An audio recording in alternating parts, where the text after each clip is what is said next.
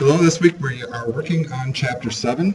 You see the topic is navigation, and navigation is one of these things we add to a website just kind of intuitively. It's something you learn right off the bat. Having a good menu structure really helps your users. What we are going to learn about here is not how to create just simple little HTML links or buttons, but actually to leverage the tools inside of the .NET environment that allow you, in some cases, to automatically build these things. Now, once you learn how to use these tools, it's kind of an empowering thing because the tools automatically detect what your pages are. You can set up these sitemaps, and it can read that and then automatically generate structures. So that can really be a time saver for building sites. And the other real positive of that is creating navigation that looks consistent. All right, so there are built-in controls in this environment, and you can see I got them highlighted here. So there's actually things that you can pull in as server controls, like from our tool panels. That includes the menu, the tree view, and the sitemap path tools. So we are going to learn about those things as we move forward here. And now, most of you, when you guys have done this type of coding in the past, depending on who teaches you, and if you use our Web 1 book, for example, you do your Java Jam and your Fish Creek, and you learn these techniques, right? And those techniques are not necessarily bad techniques, but when you get to dynamic websites, it really becomes important to kind of switch your methodology from hard coding things to allowing those tools to really kind of generate things automatically. But the old school way to do it is really just to create a link and either give a piece of text, or you create a button of some sort. The most common navigation setups these days tend to be horizontal menus right near the top. The real old school way, when I learned, we did everything on the left-hand side. And then you start seeing these hybrids, so like websites that get really complicated. So think of like Amazon.com, right? They'll do the horizontal, they'll do the left sidebar as primary menus, and then they really had kind of ramped it up over the years. And I always used to pick on them because I thought their site was unnecessarily un-user-friendly because of the complexity of their menus. But I think they've done a nice job recently of kind of streamlining them a little bit and being a little bit more reactive. But now, that's a really big site with a lot going on, right? Most of the sites you're going to build probably aren't going to be that way.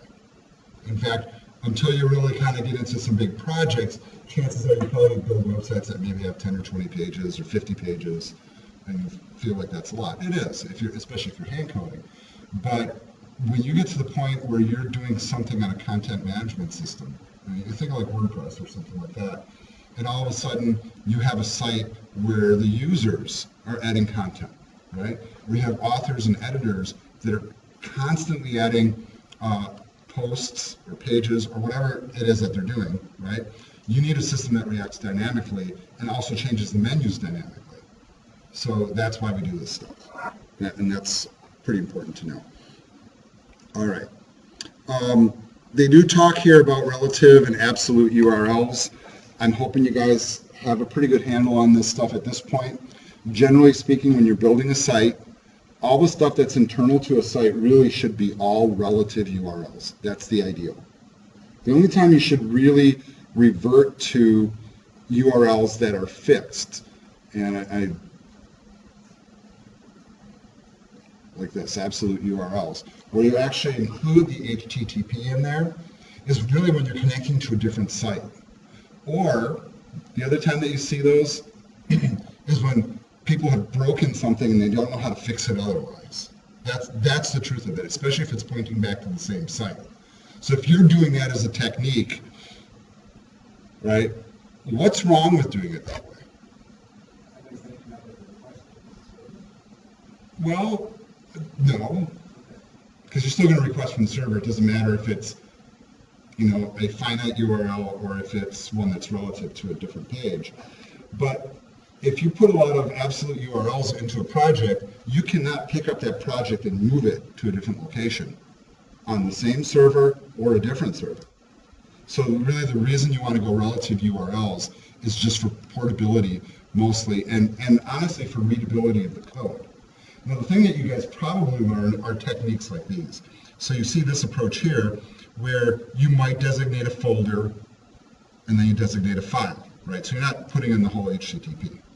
And it's relative to wherever you are currently. You might have this other scenario here where you might have links where you have to go up a folder first and then go into a folder, etc. And that you guys are, I think, comfortable with that. You get those weird scenarios, sometimes you have to go up 2 folders. You know, and I've had a couple of projects where that's always screwed me up. And the one that screws me up the most is when you are used to building websites with hand code and you put that CSS file in the root of your project, and then all of a sudden you start getting a few style sheets and you put them into a folder, and you forget to update those links because you have to update them in the CSS file too. And all the files that link to it, so you got to be careful with that. Now what's kind of different here in this environment, you guys are going to learn a couple of new approaches to doing these relative URLs.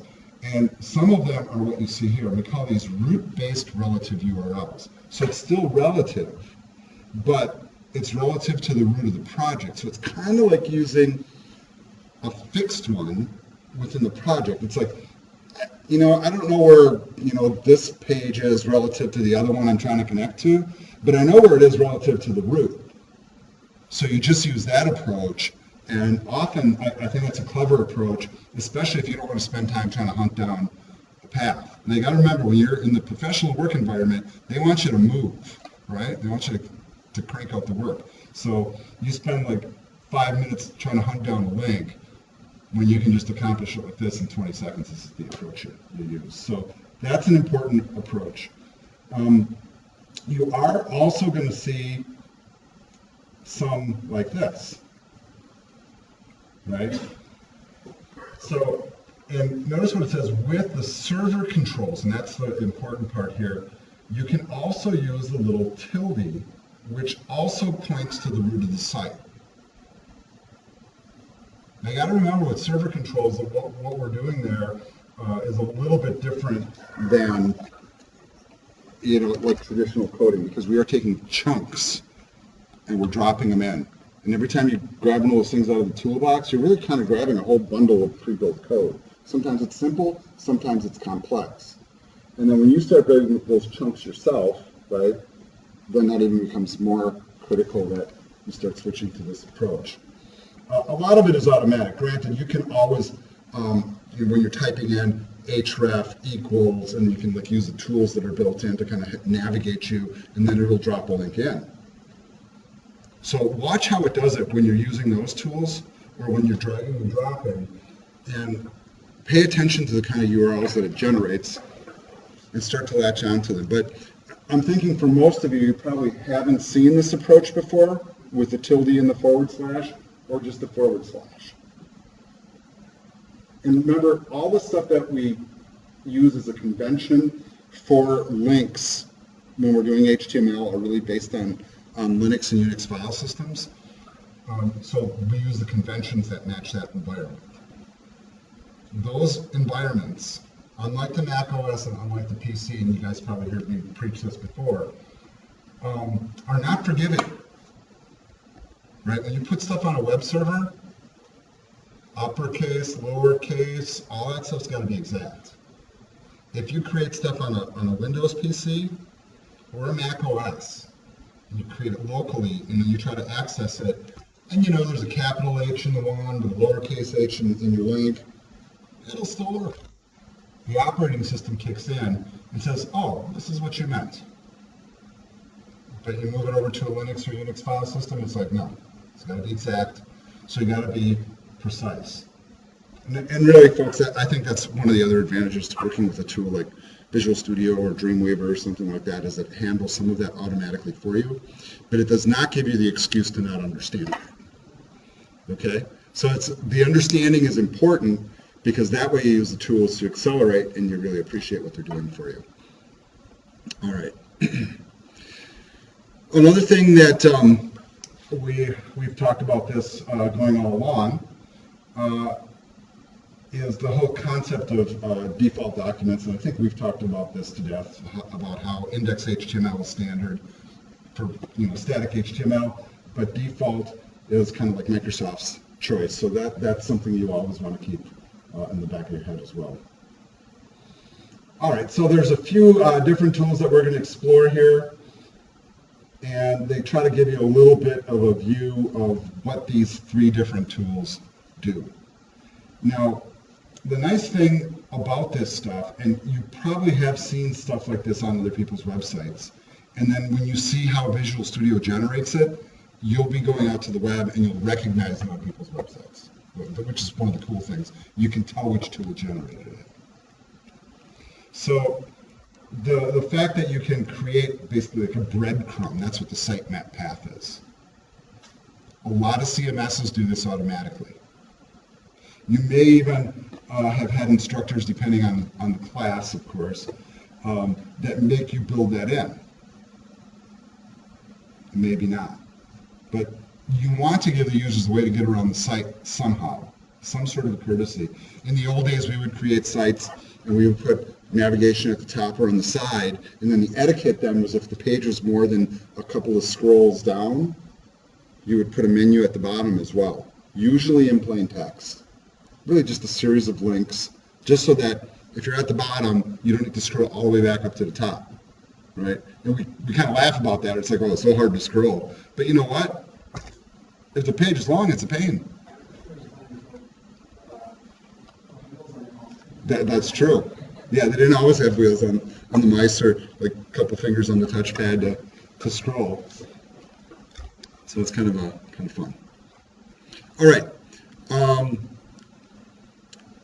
Let's go ahead and start talking a little bit about sitemaps. And a sitemap is actually, within this environment, it's actually a special type of file. And if you were building a hand-coded site, there's a lot of people who are in the know, especially when it comes to SEO, that always insist on creating a sitemap page for their website and linking it off of their main menu. So that way, if you submit a link to your site to Google and it starts to parse your site, it will find that sitemap link. And regardless of how you coded it, if you coded it just in plain old HTML or you use a tool like this, it allows Google to understand what you think all your main pages are, and then Google goes in and follows all of those links and crawls all your pages. Getting into a search engine doesn't happen automatically, but sitemaps are a really important tool to leverage SEO. So like what you put in the sitemap can really kind of bring your search engine rankings up quite a bit. So even if you're hand coding things, you should always keep that in mind. Sitemap's not a bad idea to have on the site. However, in this tool, in order to build a sitemap, there's a special syntax that the tool uses automatically. We're not going to hand code this stuff, folks, right? Well, maybe a little bit. But notice the file format. See the doc type at the top? XML, right? And XML is basically the universal markup language. You put that first line in there, and then you invent your own tags and attributes. You just have to follow all the rules of nesting and exact syntax, and everything works. But this is pretty easy to read, and that's the whole point of sitemaps and XML anyhow, is that you can write tags that you can just look at and go, oh, okay, well, this is the sitemap. All right, well, that must be a sitemap node. Okay, I get it, right? Instead of having some cryptic little code or something. But those files help us to drive building these kind of structures. And when you have those pieces in place, then these tools operate automatically. So that's a pretty important thing. So let's go ahead and open up our project. Before the video started, I did preemptively make a copy of the project, so I have something fresh to work on. So I'm navigating to that location right now, just so you can see. So I have a chapter 6 complete, and then I'm all set here in my regular site folder to continue my work. So I'm going to go ahead and come back to Visual Studio here and open up the website.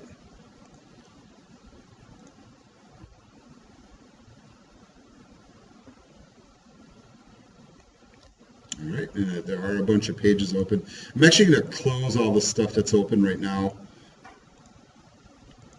just to kind of have a clean slate to work with.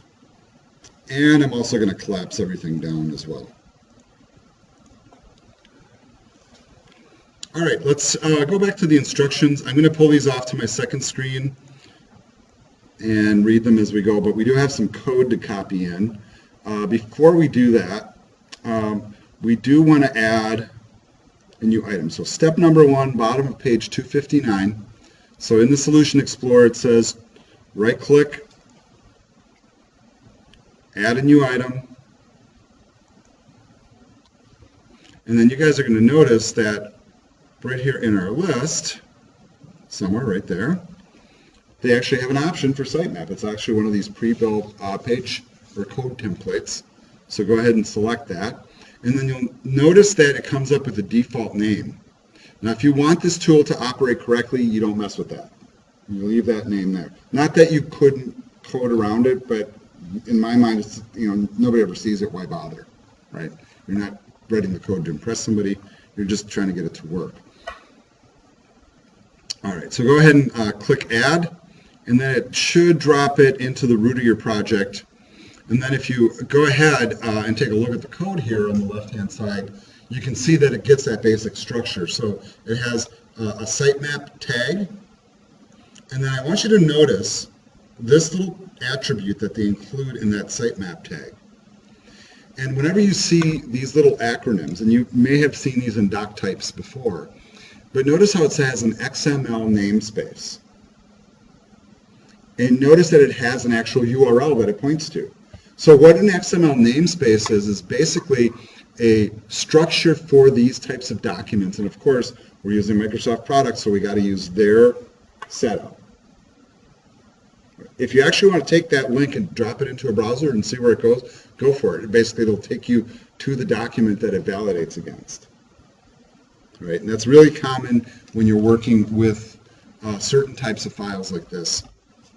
Right? Then we have a sitemap node, and then notice that we have kind of a combination here of an opening and a closing tag, and then sitemap nodes that sit inside that have self-closing tags. It's kind of weird, but notice XML, anything that's open's got to be closed. Yes, you can self-close it, because really there's no content that goes inside. But notice what each one of those will hold. It'll hold the link, it'll hold a title, and a description. And then all of those things, when you think about, like when you Google something, the stuff that comes up in Google relative to what you Google, how can you actually control what Google pulls up in the search results? Believe it or not, you can. Like what is displayed if a certain page of yours hits on the search results. Very often they look to the titles and the descriptions placed in sitemaps like this, and that leverages the stuff that appears in the search results. So you'll have a link, it might be dated or something, and it'll have a little blurb. Well, you can control in some capacities what that blurb is through tools like this. If you do not have like meta tags on a page or sitemaps like this with descriptions, what Google will do is it will just look at the first block of text on your page and use that for the text that comes up. So if you think about how you search for a page, I don't know, give me something to search for. Donuts, there you go. Drawing a blank, okay, donuts, right, here we go. Now my wife's going to check my search history later. She's like, you were looking at donuts? Right. So you look at, okay, let's say like Mike's Donut and Chicken, all right? So you see that there's a link, right? And then there's text that comes up. Now this is pulling off of Facebook, maybe not the best example, but if you looked at something that was a little bit more of like a traditional website, there are these snippets of text here. And what I'm talking about is when you start putting sites together like this and you can control through your description tags and your meta tags or the text on the page what comes up in those. Because how often do you do a search and you look and you go, oh, okay, yeah, I don't want this one, right? And that's the whole reason why they put that there. So if no meta tags, no description tags, first text on the page will read. Otherwise, I don't know what Google's algorithm is anymore, frankly, but what comes up here, you still have some amount of control. How do you figure that out? Try it and change it. Or look at the page and then see if you can track down if they have a sitemap, and then you can right-click View Source and take a look at the stuff. So it's kind of interesting. And there is a whole science to that, and it is a special skill. And believe it or not, people will pay you good money if you can take their website and make it pop up in Google on a high level. So, all right. Now we're on step 2. And what they want us to do is drop in a bunch of code. So I'm going to kind of do this in pieces. And in essence, we are going to replace the code that you see highlighted on my screen. And when I look at the screens here in the classroom, for some reason I look at the one straight ahead of me, it doesn't look like it's highlighted at all, but on the one to the left and the right and behind me, they do look highlighted. It's pretty strange. It's a strange effect. But basically, this stuff, we're going to replace all that. So I'm just going to highlight that preemptively, and then I'm going to come over to my PDF and grab this stuff in pieces. Now, it does span pages, and I'm aware of the fact that when I come over here and start doing a paste, it's going to be broken initially until I get the rest of the content in, and I'm not freaking out about it. Freaking out about it is not a good thing. And then once we're in here, I'm going to do a Control-A, right-click. Oh, I guess it's not a right-click for XML documents, but I'm going to format the document. I guess it didn't format at all. But in my mind, when I look at this, I think, I don't like the way it looks. When I see lines that are broken, I want to do this kind of thing. Right? I want to put everything on the same line. And folks, does it actually matter? Not a bit. White space is ignored. It'll just work. No worries. Just like any standard markup language file, the white space is essentially ignored. But I don't think it's necessarily the most readable thing, so that's why I'm doing what I'm doing here. Now, as you paste the stuff in and tweak it or whatever you're doing with it, please pay attention to what's going on here, because we did talk about how it's got an opening tag and a closing tag on one of them, and then in between there's the ones that are self-closing. The self-closing ones are basically subordinate items to the ones that are encapsulated. So the ones that have the opening and the closing tag are like the top level menu item, and then the stuff inside of it with the self-closing tag, those are like the sub-menu items. So this is really what you're doing, is you're building a hierarchy at the same time. And that's kind of a neat thought, right? Because when you're going to build the pages that are associated with this, you don't build them and then there's no implied hierarchy if you put them all in a folder, right? Okay, what this allows you to do is throw them all in the same folder, and then the sitemap determines the hierarchy, as opposed to putting them in, let's say, a master folder and then putting stuff inside of it, that kind of thing, and then having another folder inside of it. You don't need to do that. Now, can it get messy? Sure. Now, the other thing that's kind of neat is if you do have things in folders in a hierarchy, you can use the sitemap to break that hierarchy and make things subordinate from different folders. So that's kind of cool too. Yes? There's all kinds of websites so that can just generate a sitemap for you. Yes. Is there any reason that you would recommend using those and not using those? Well, yeah, true. And what the people at home are not hearing is that John asked, there's all sorts of websites that generate sitemaps for you automatically. And do you use those or not use them? Well, in this environment, the tool's built in, okay? But yeah, if you had a hand-coded site, and I've done it for sites too, where we got 50 pages, I'm not going to sit there and hand-code that, right? So there's certain sites out there, you can Google them, free sitemap tools, some things are downloadable, some things you can just run on the web. Give them a URL, goes to your site, looks through your site, generates a file and sends it to you. Is that useful? Sure. I mean, if it saves you time. So kind of interesting. All right, so I'm moving on to step 3, which is save the file. Well, I'm all with that. All right, so that was the first exercise. All right, so the next little section here, they start going through the menu control. You start talking about some of the properties that are involved. Take a look at how verbose the property names are and how specific they are. Right, so static enabled default pop-out image. All right, so that says a lot. Right, but there's a lot of special tools that are built in that we are going to leverage. All right, so let's go ahead and move on to the next exercise now. Bottom of page 262. It's going back off to my second screen again. All right, so let's do the next steps. It says open the master page in Markup view. So here's my front end master. Give just a little bit of a zoom there. All right. Remove the placeholder text that says menu goes here, which is right here.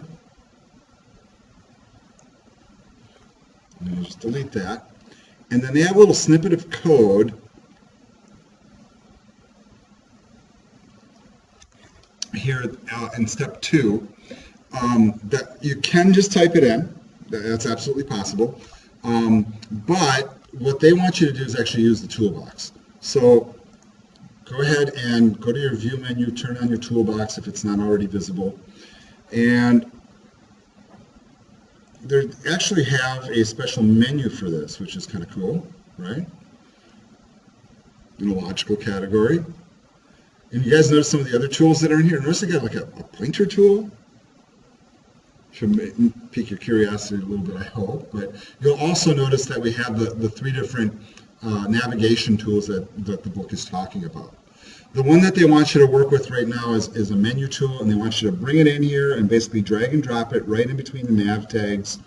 And then notice it creates this ASP tag called menu, right, which matches the name of the control. All right. And then the thing that is kind of interesting is I'm noticing that in this version of Visual Studio, and maybe you guys are going to notice this too, because you're probably looking at your book, right? You notice how it says ASP menu, ID menu 1, okay, that's the same, run at server, CSS class, wait, it's not there, where's my CSS class? So folks, given the fact that I'm using different versions of Visual Studio, what should I do? Should I type that in? I would recommend not. Let's let the tool do what it does, and Visual Studio will handle the rest. So if the tool is not dropping in that CSS class, I would recommend that you don't. If we find that all of a sudden we don't have any styling, well, that'll be a clue to us to include it, right? Okay, so just let the tool do what it does is my advice to you right now. All right, so now they want us to switch over to Design View. And it says you may notice that Design View doesn't look like the final page anymore. Right? And it says that's because you probably removed the style sheet theme attribute from the pages element in web.config. And it says you can leave it like this for now. We're not really worried about it yet. You can still see all the other page elements here, and we're going to kind of circumvent the CSS issues in later steps. So, all right, moving on to step number 4. It says click the menu controls gray arrow to open the Smart Task panel. All right. We want to choose a new data source. And what do you suppose that we're going to pick? Yeah. Let's pick a sitemap file. All right, so choose sitemap.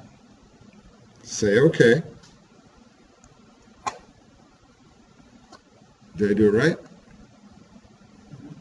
I did. Do you guys notice that it automatically changed when I clicked off of it? Isn't that interesting? It automatically figured out that we have a sitemap file. I didn't even point to the file. It just looked for the sitemap because we already had it generated. And it just automatically grabs it and pulls it in. So if you have a little thing there that just says home, you're doing the right thing. Okay, step number 8 now, bottom of 263. It says click the control once and then press F4. Let me see if I can do that. All right, what does that do? It activates the properties windows. I guess I would never really activate the property window that way. Maybe if I didn't have a mouse. But what the guy's showing you is you can get to your properties by hitting F4. Sometimes your property window, if you get like a really complex project and you got your pieces all over the place, all your different windows, that can help you find it. All right. It says we're going to adjust some properties here. So let's find the properties. I do not want to do a tear off on it. But here I am doing it anyhow, right? There we go. I just wanted to change the divider. There we go. All right. So we are going to find the show start string node. And what I recommend at this point, if you are not in this alphabetical mode here, the second button, you might want to switch to it because it's easier to find this stuff, you know, with these weird names alphabetically as opposed to otherwise. Now, I think that what happened to me here, did you notice this changed? Did I do something here? Oh, there it is. Okay. Stay in the control here.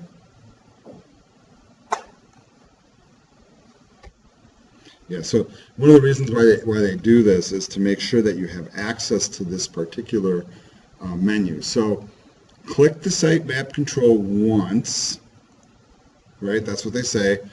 Then press F4, so you see me doing it, and then find show starting node property from true to false. So where's mine? I don't see it. So what am I doing wrong? I'm on step number 8, bottom of 263.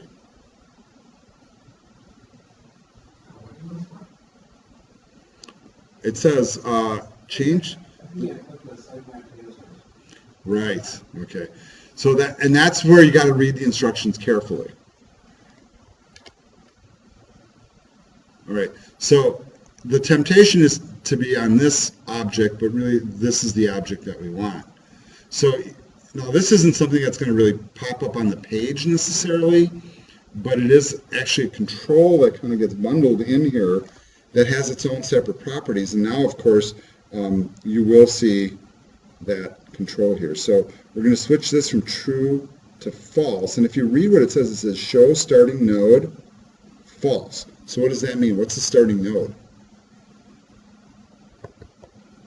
Home, right? So they're trying to, basically what they're saying is that, do you want home to appear at the top of the tree, or do you want it to be an equivalent item to the top menu? If you think about how most websites work, they tend to be, home is usually part of the top menu, even though hierarchically it's probably logically sits one level higher. So that's what we're doing here. All right. You will notice now that the other top-level menu items are now top-level menu items, which is really kind of the effect that we're trying to get here. All right, so step number 9 says click the menu control once. Now we're back to this. And then they want us to change a couple of properties. So they want us to change orientation, so that one comes alphabetically first, so I'm doing that one first. And they want us to change it to what, horizontal or vertical. Now isn't that cool? Like when you're learning your HTML, if you could just click a button and switch your menu to horizontal and you're all done, right? No like list item, inline, or all that stuff. Yes. Makes it worth the price of admission right there. All right. The other one we want to change is static enable default pop-out image. And that one should be false. Yeah, you want to be, orientation should be set to horizontal. And that is for the menu control. So the two changes we made were orientation to horizontal, and then static enable default pop-out image, this one, to false. And do you notice, and I like this about Visual Studio 2017, I think 2015 did it as well, when you change a property and you have not saved it yet, it leaves it bold so you kind of know it's not saved yet. I'm going to Control S. I'm taking a hint. All right, now they say you should switch back to your code view. Now take a look at what happens in the code. Notice that new attributes were added for the things that changed from whatever default is. So those two properties that we changed now become attributes in our tag. All right. Go ahead and save everything if you haven't done that already. And then they're saying that you should request the default Aspx page in a browser and take a look. So let's go ahead and do that. And I'm just going to do a view in browser. All right. And okay, granted, it's not pretty yet, but there it is. It is horizontal, right? Yeah, where'd the CSS go? So maybe I should put that in there. What do you think? All right. So, yeah, because what happens now, the point of this is anything that adds sub-items does have now a hover menu automatically too. That's a whole lot easier than hand coding it for sure. Right. But right, where's my CSS? In fact, where's all my stuff? Yeah, yours probably works fine. But see, I'm making a copy from previous semester, so here we go. So I might have to steal some of your code to get it to work right. Yeah, yours should look a whole lot better than this. Now, my question for you folks is, do I have a way that I can pull the styles in? Is this link correct? I'm looking at the front end. Yeah, I'm noticing that too. I'm missing this stuff, aren't I? Yeah. Okay. So I need to get a completed version of Chapter 6 and then apply these changes that I just made. All right. So I am pausing the video to make that happen. All right. So I managed to successfully get this to work. So basically, I had to move some files around to make this functional and repeat a couple of the steps that I just did. But you can see that I do have it up. Menu is horizontal. I do have a pop down, even though it's not exactly pretty. Got some stuff that we could do there. And let me just check my theme switcher just to make sure that it's switching okay. And it is. All right. So, all right, let's go ahead and close that browser window then. And I am seeing that there are a few issues here with spacing, right? Is your spacing looking like this, folks? Yeah. Yours is. And do you guys have the CSS class main menu in yours or not? And you don't. I would figure that you don't. So then I will have to examine my CSS to figure out where that issue is. But now is not the time for it. Did he have that problem also? No, he's a step or so ahead and it actually resolved it. All right, so we're kind of coming to the conclusion here in class that maybe it's version differences in the software, but we can tweak the CSS to make it work, so don't have any worries about that at this point in time. So the fact that we got it up in the browser and at least I have the right stuff appearing, that's helpful. So that was step number 10. And now we are going to scroll down and we are on page 266 at the bottom for the next try it out. And here we are going to tweak some CSS and it should adjust some things. You know, the one thing that you guys clearly should have seen was a problem is at the very least when we do the hover menu, there's like no background in the things that hover, so that will definitely need to have some tweaking to it. All right, so they want us now to jump into the app themes folder and they want us to open up the CSS file for monochrome.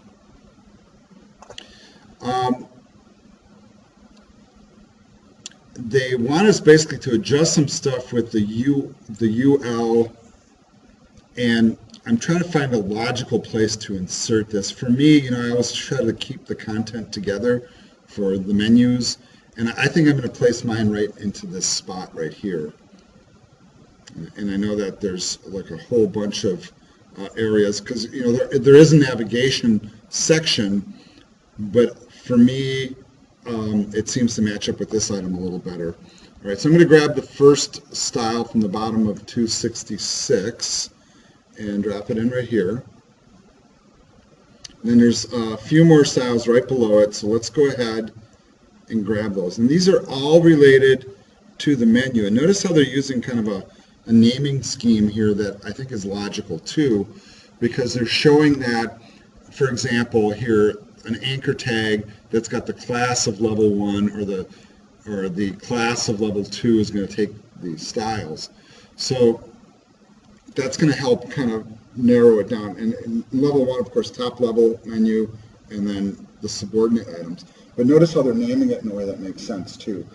That might not be your logic for naming, but have some sort of a logic that somebody can figure out if they're looking at your code. Right? They're saying save and close the file, so let's go ahead and do that. All right, now they want us to create a whole bunch of folders. You ready for this? I'm going to create a little bit of space over here in my Solution Explorer so I can kind of see everything, I'm hoping, a little more holistically, kind of collapse a couple of things down. And it says, next create the following folders in web forms. So we're going to create, by my count, 2 folders and 1, 2, 3, 4, 5, 6 pages. And there's a little table here in the book that you can see that shows what you should be doing. So this is on my second screen. I'm using that as a guide. So I'm going to start by just making the folders real quick. That's a pretty easy process. So about with a capital A, and we'll create another one called reviews with a capital R. All right, now I'm going to go to the About folder. I'm going to do a right click, and I'm going to add a new item. And basically what we're adding here is a web form, right? So let's go ahead and do that. We do want a code behind. And then I want you to notice something that's kind of weird here, right? So I'm creating another default page first, right? But it's in a different folder, right? And you guys should know that technique from regular static HTML. In fact, a lot of coders, as a general rule, whenever they put a folder into a web project, they put an index.html into the root of it. Do you guys know why they do that? Even if the file is blank? Because if it's not there and somebody hits the folder, the browser looks for the index file or the default file, and if it's not there, sometimes it will show the contents of the directory. Like if directory browsing is enabled, it will show the contents. However, the other thing you have to remember here is in this environment, default is the default name. So that way you can type in the URL, like, whatever the website is, /folder name, and it'll look for default just like it does for index.html. So that's one of the reasons for that. So name it default. When that page is created, you want to make sure that, oh, but what didn't I do? I can't do it this way, can I? Because I need to build on my base page. All right, let's delete that. Skipping a step. All right. So add new item, right? I have to actually use the menu. I forgot about that. I apologize. And if you did all your work last time correctly, your base page should be present in your list, right? Hopefully. And then this is where you can throw in the default name. Yes. So when I'm actually here, coming home, I was working on my desktop, and it's not there. So where am I going to put it? I must save it like It does. It saves it. That's a great question. So the question is, somebody's working on their laptop here in class, they go home and work on their desktop, and the base page isn't coming up. That's because that base page is stored in your documents folder. No, they changed that even, right? Is it in documents? Okay, so you see in the documents folder. Oh, okay, gotta bring it onto the screen. That second screen gets you every time. And notice there's a Visual Studio 2017, my exported templates, and there it is. So take that file. You can just pick it up and move it to a different machine, and it'll be fine. okay. And then by putting it here, it automatically pops up in Visual Studio. Right, and that's where I was having a problem with that. I was like, I can't. Right. They're kind of like, it's like hands tied behind your back almost, right? All right, so they do want us to put in a title, so I'm going to just let you guys do this work and follow along. So that's the creation of one page. I'm saving it. I'm closing it. In fact, I'm going to close all the stuff that I'm not really working on. I'm going to add another item here. Now notice my base page is actually appearing here, right, as a type. And what am I going to call this one? Contact. And now it seems to be doing it correctly. And we want to say contact us, our title. Save it, close it, move on to the next page.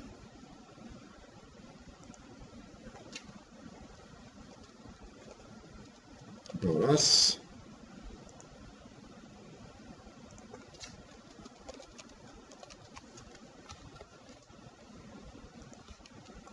All right, now we're going to move on to the reviews folder and just follow the same procedure. Once again, we are going to create a default.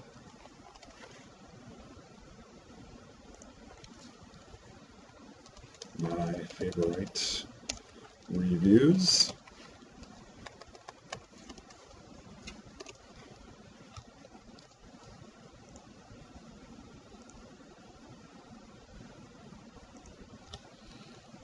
And we're going to create one called all.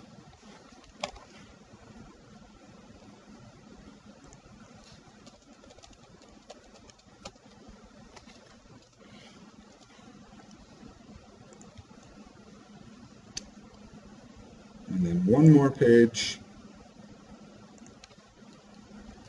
This one's called all by genre.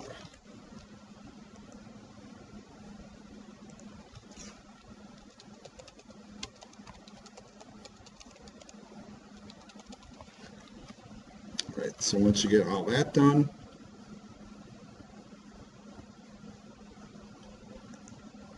all right, now we're on to step number 4.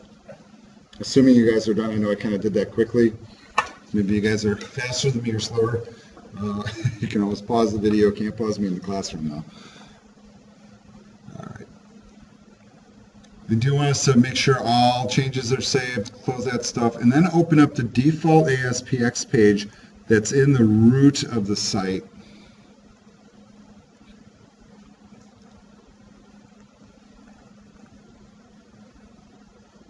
All right.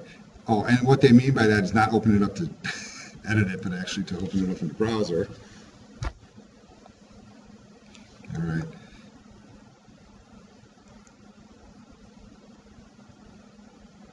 And I need to switch themes. Let's go back to monochrome.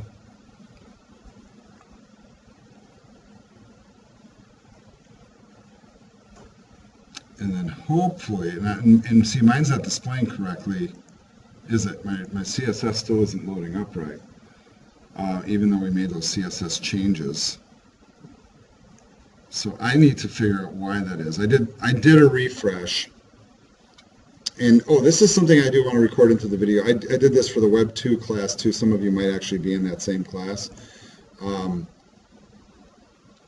where if you are launching something in a browser and you need to do a hard refresh, and I'm going to show you this. If you turn on inspect elements or the developer tools, same difference basically, you can actually do a hard refresh by right-clicking on the refresh button, but you have to have the inspect panel open. It works in Firefox and Safari also. I have not tried it in Edge or Internet Explorer. So let's try a hard reload here. Aha! Okay, so it did fix. We still have some problems with spacing, and my inclination right now is I want to get through these exercises first, then we can backtrack and fix that. That's not really that big of a deal. Okay, so it did work, folks, just in case you're curious.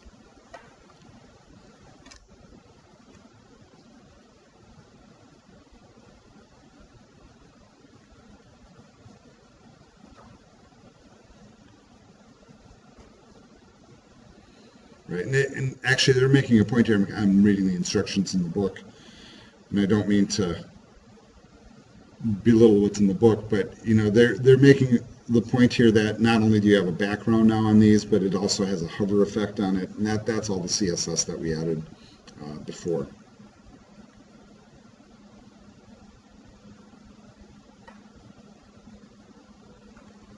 Now, if any of you guys have ever, or currently maybe is your case, learning how to create hover menus the manual way, have you guys ever done that?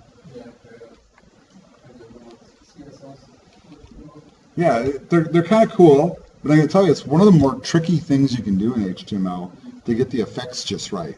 Like if you're doing it from scratch, and I remember the first couple times I did it and trying to figure out when stuff should have, just even making stuff show up at the right place and then making it all look good. I mean, it's kind of a little bit of an art. So when you get a tool that comes along and you just do a couple of things and boom, it looks great all of a sudden. I mean, you got to be a fan, right? All right, so we're on to the next exercise now, top of page 271.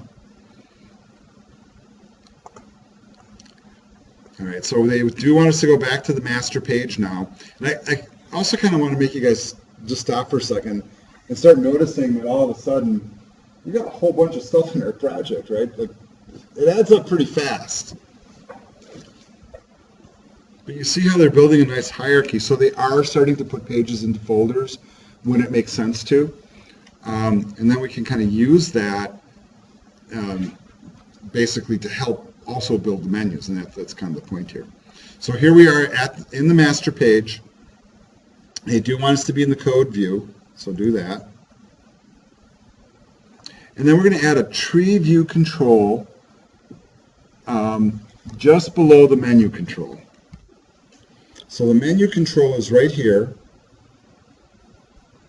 And then the way that I read that, so we're basically going to grab this, is that we should put it right below this menu item, and I'm sorry, I'm even looking at the wrong thing, and then add the tree view right below that.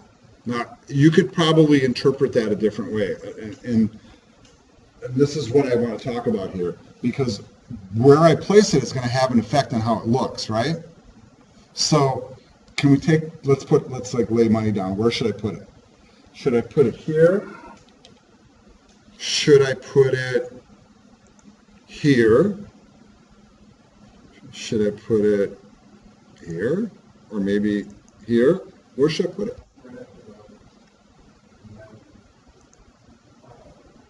This one. Actually, the actual, like, take the instructions pretty darn literally is the advice here. All right. So if you read it like that, that's how you should do it. So let's take that tree view control. We're going to drop it in right here. All right. Okay, now it says within step number 2 now, within the opening and closing tags, you want to take the code that's in the book and insert that. And I'm going to do a little indenting here, clean it up.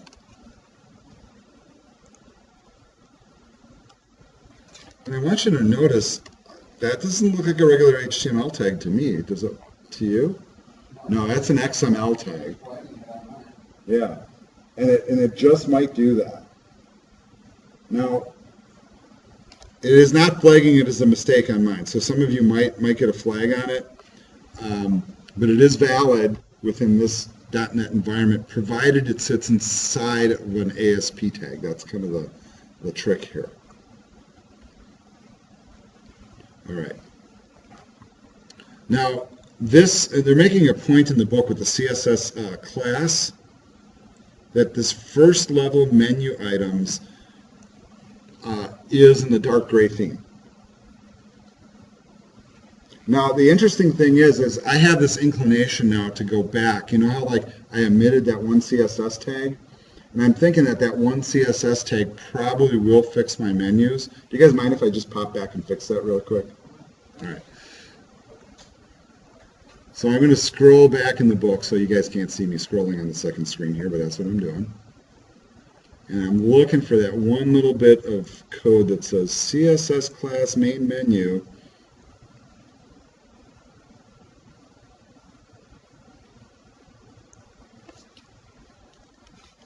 And that goes on the front end master. So I'm just figuring I'm here now, so why not go ahead and do it? And that would be added, well, I'm going to add it here at the end, I suppose. It doesn't really matter where. Let's save it. And I'm just going to kind of preemptively right now run this. It might break, actually, because I didn't finish the other steps. But yeah, there's the spacing. Okay.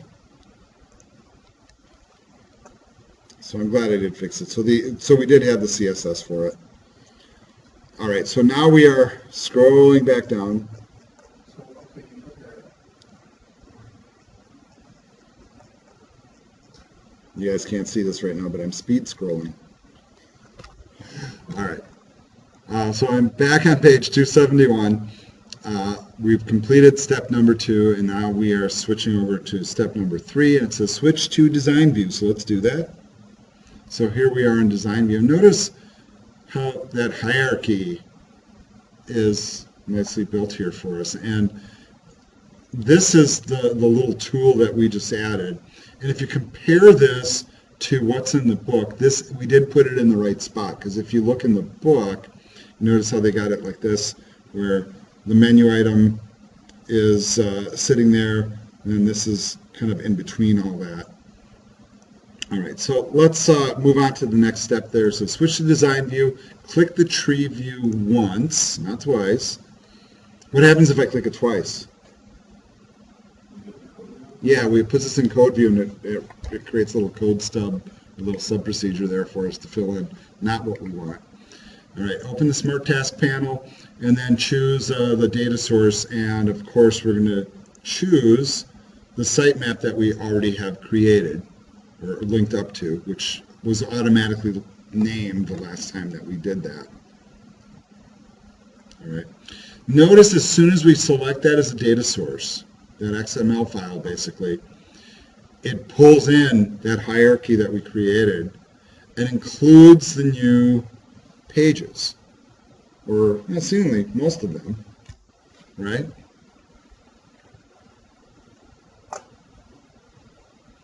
It says open the properties grid for the tree view, which is already active down here.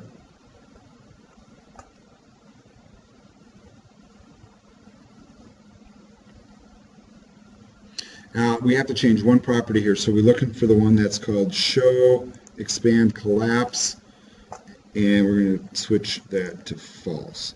So now what that one does, that's a pretty simple one. In other words, do you want it to show a little like visual glyph that shows that you can expand or contract a menu? You guys know what I'm talking about. And usually with Microsoft, it's little arrows or plus or minus signs, depending on the tool that you use. All right.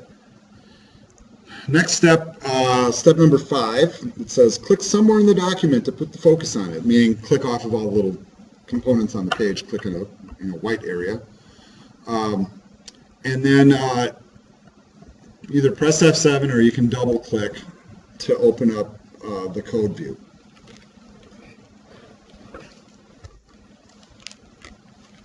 All right, they want us to locate the page load event, which I have done. And remember when you guys were doing your stuff, how you came here to like tweak the theme, and that's what they're putting in here, that we do have a preferred theme. Do you guys remember where that's declared? Yeah, in the web config file. So by virtue of the fact that we have it declared here, it becomes that preferred theme.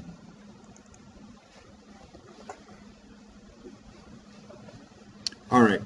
It says right below the code that we use to pre-select the theme list and before the end of the method.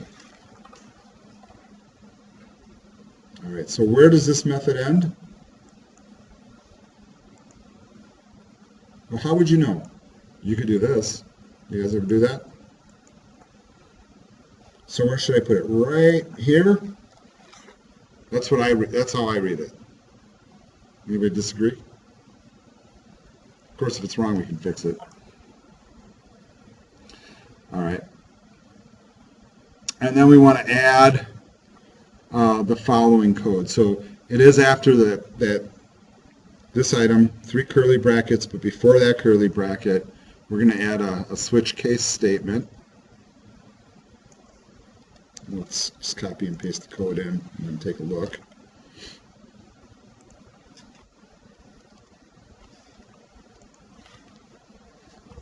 And now let's do a little explaining about why we're doing this, right? we got two different themes with two different menu structures, right? So the one's horizontal with a drop-down menu, and now on the other one, we have a left side menu. Clearly horizontal is not going to work there, but what might work there is a menu that does maybe collapse and enlarge. But what we have to do here is we're looking to see what page is loaded, which theme is loaded, and then which menu approach we're going to use. So notice if we choose dark gray, menu 1 visible equals false because we don't want that horizontal one. All of a sudden we want the tree view one, so that's why that one's set to true. So and that's that code here. And then that's if we select dark gray. Otherwise, if we don't select dark gray, it goes to the default, which is the other approach. Hopefully that made sense to you. Please go ahead and do a save all on everything, and then open up the default page in your browser.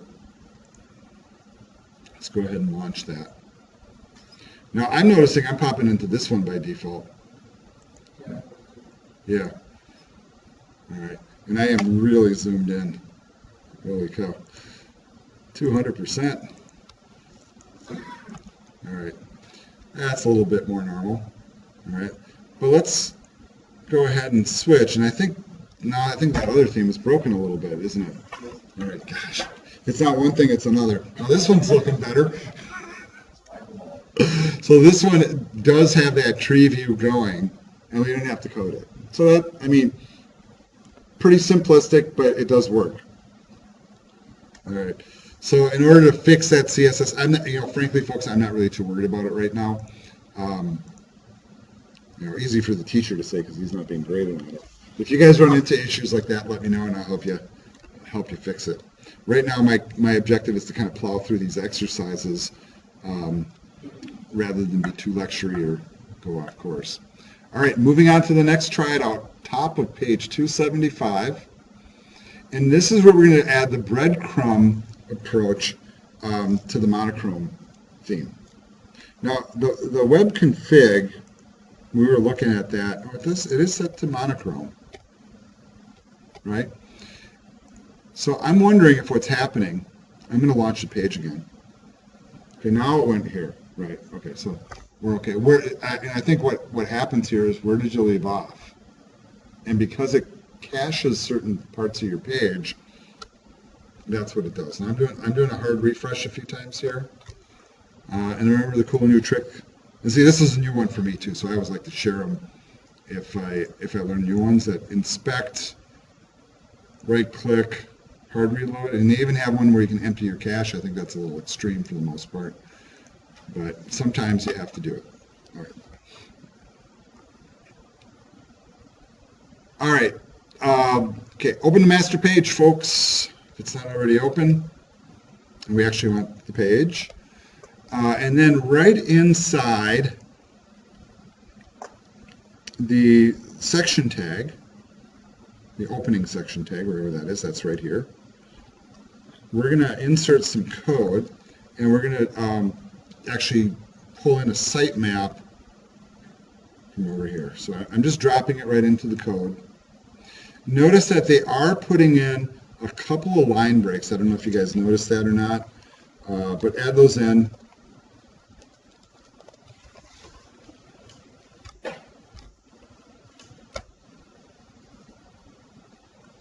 And then just do a Control S to save.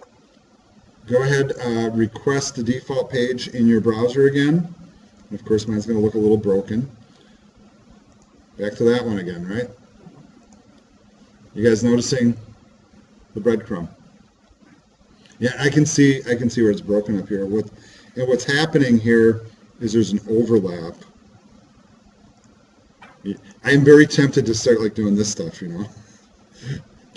to fix the problem. And maybe you guys are like this. And if you are thinking that way, good for you, because you should start getting to the point where you want to fix the stuff that you're working with here. Okay, but I'm not going to mess with it now because I'm trying to stay focused. They do want to make the point also that breadcrumb did appear in both, because we didn't isolate it. right? But it's on the master page. It's going to come up in both. Is a breadcrumb trail useful? Can be. It depends on the site, frankly. It is a common thing that you do see on a lot of sites. All right. All right. Another thing that's kind of a fun little trick, so bottom of page 277, is using some of the back-end code to take somebody somewhere else, aside from where they're intending to go. Have you guys ever done that? Like you go to a page, and it takes you somewhere else? You know what they call that? A redirect, right? And maybe you've even run into the issue at some point in your life where you've been surfing on a site, probably a sketchy one of some sort, and then Google or one of your browsers will pop up and say, too many redirects. Have you ever had that? Yeah. And why is that problematic? Because you are going somewhere, or you think you're going somewhere, and then you discover once you get there that it's taking you somewhere else. It's pretty sneaky. Like maybe onto a site, or following a link, or making you download something that you really don't want to download. So what am I teaching you how to do? I'm teaching you how to do redirects, right? Redirects and pop-ups.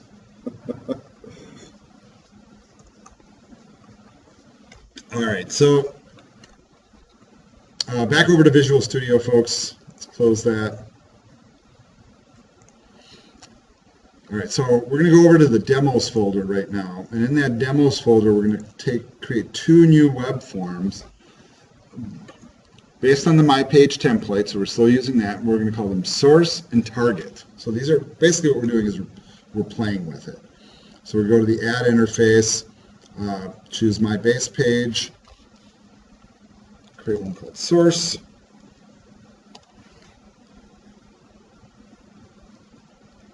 And you want us to, of course, title them, so source. That's good. And then we'll create another one, same way, base page. This one's called target. Maybe you guys are already kind of guessing what we're going to do here.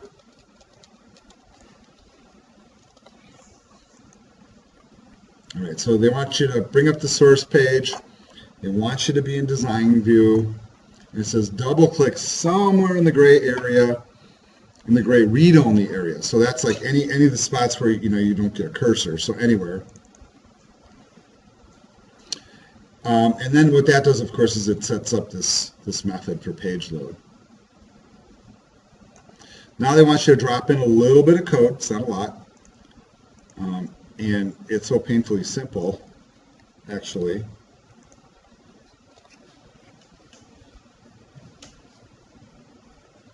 Kind of interesting, right?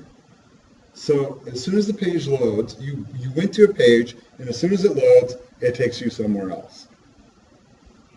Now, guess what? This isn't the only language you can do this in. You can do this in just about any language. And you can actually do a JavaScript pretty easily, too.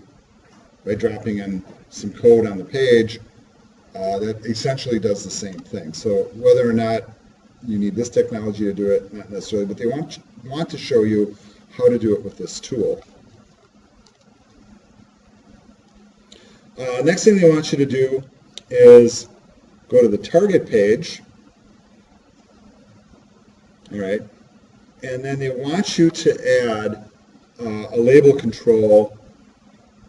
You can do that. You can switch to design view. The book recommends, and that's probably the right thing to do. And there's not a lot we can edit here because all this stuff in these blocked out areas, of course, is in the front end master.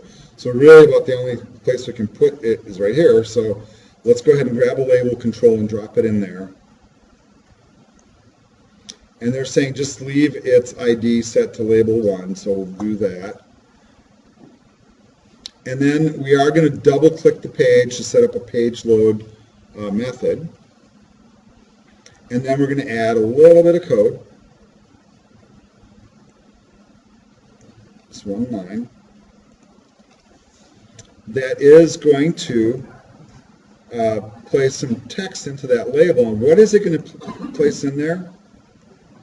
The request query string toString. So tell me, what is it going to put in there? What does that mean to you? What's a request query string? Sounds like a database, right? But think about it more holistically. We are requesting what? Who's requesting what? Label. Okay, well, the label is going to hold the text, Right. right? But the request query string is maybe where we're coming from. Oh, that's good. All right, so I don't know, it's kind of mysterious in a sense, but here's how you get understanding on this stuff, folks. Hit save all and run it and see what it does. All right. All right. So what page is that going to look? Well, hey, I don't have that page here, do I? Well, I want to go to the target page. I kind of blew it actually. So I want to go to source ASPX in the demos folder. And when I go here,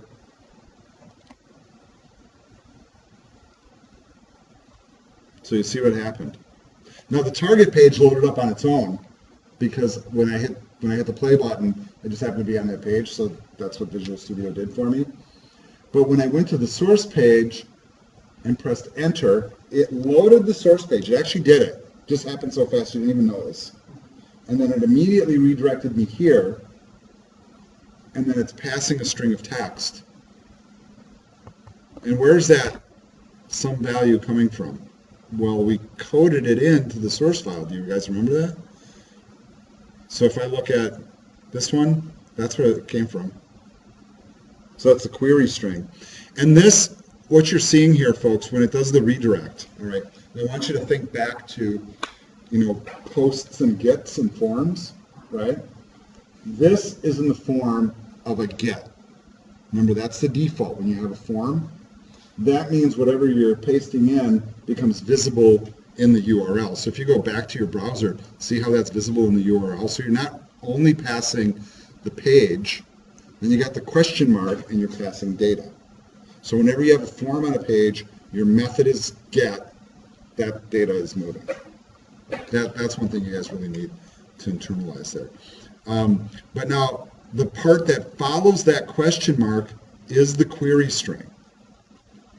And it's kind of weird, right? Because if you go to Google and you search, I don't know, Aspx, right? And you look up here, see how there's a question mark right there? This is Google's query string.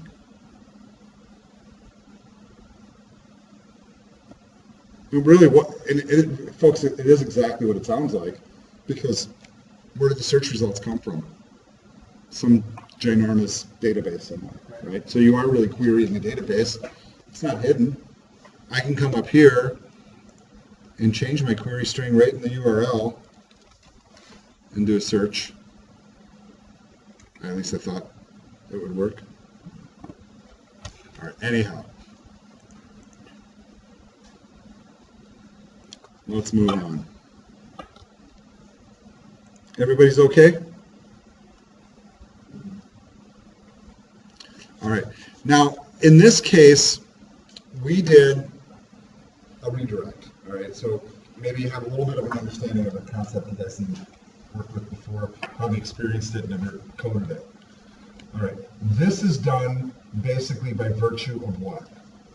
The page loads, the code executes. Right?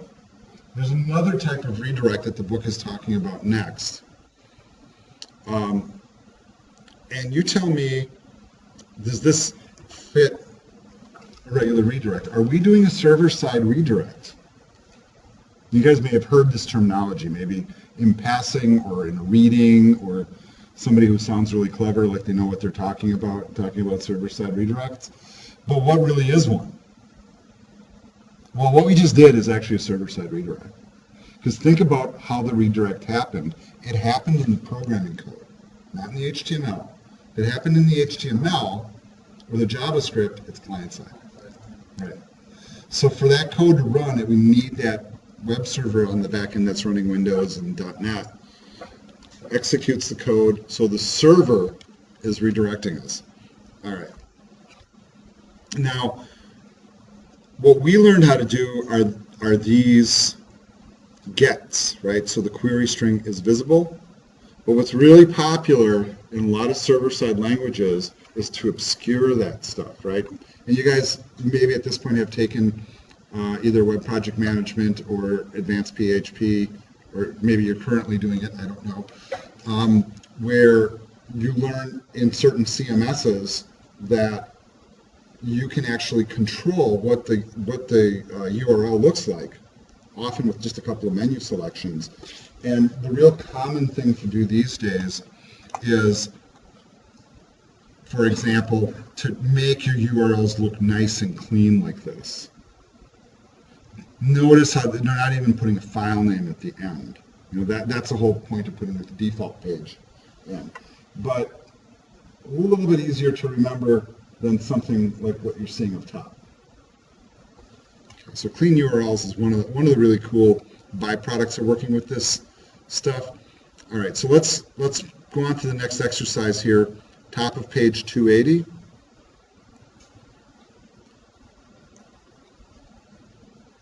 Let's see if we can finish this off today. All right. So they want us to go back to the source code behind file, which I just conveniently have open here. And then notice that we are now going to change our approach to doing this redirect. Right? This operates on the server, but you know what? So does this one. And this is just a different command. And in essence, what's happening is instead of feeding it back to your browser and then your browser doing it, it's happening on the server before it even goes to the browser. So the page will not even load. So you just pop over to the other page. You request one page and you end up on another. Okay, you see the difference between the two approaches? Yeah. So it's kind of a little sneaky, I guess, in some capacities. But sometimes there's reasons why they do these things. It's always application driven. The thing that's kind of interesting about this approach, though, right? What does it say in the URL? We know we're on the target page, right? Because of the contents. But what does the URL say? Source. The user's looking at a different page. They don't even know it. They think they're looking at source, but they're not. Isn't that clever? Now, really the point of that demonstration isn't to deceive people, right? The point of that is this happens on websites all the time, especially dynamic systems, where the URL that's displayed does get you to a place, but the place that you're at isn't necessarily the URL, but that allows people to create URLs that are clean and friendly to read, while what's going on in the back end is a complete mess. But people want easy stuff to navigate, so that's the how and why there, folks. All right, believe it or not, we're done with the chapter. All right, so I'm going to stop the video here, and then I'm going to see if I can fix some of the CSS issues. We still have a little class time left, and good luck at completing the work.